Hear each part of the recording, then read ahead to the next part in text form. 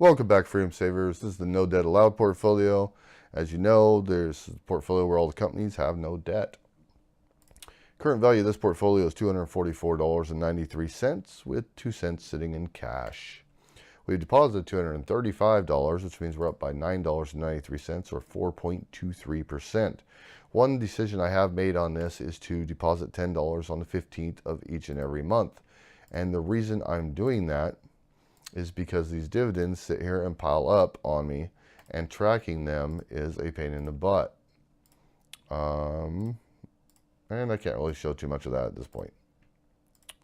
Anyways, they'll sit here and add up until the same company repays another dividend over and over, and it gets really confusing trying to track the dividends.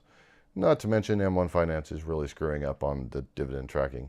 So I'm depositing $10 on the 15th of each month into this portfolio to clean up any dividends that are sitting out there that were paid.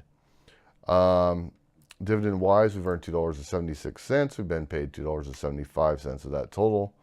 And I believe this one, since they paid me $1.31 instead of $1.10, is actually throwing things off a little bit. Yearly dividends, I haven't changed anything in here. It's producing about $10 every year anyway. And I'm not updating this except for once a month from here on out. And that's the No Debt Allowed portfolio update. See you in the next video. Alright guys, thanks for watching. I appreciate it. Be sure to hit that subscribe button down below, and if you liked the video, hit that like button for me. If you want to hear any specific type of information, anything that you're interested in, you have any questions, just drop me a comment down below. Let me know what you think. Let me know your opinions on this video or any other video I've made. And if you know anyone else that might be interested in this video, please be sure to share it on your social media and share the knowledge. Thanks guys.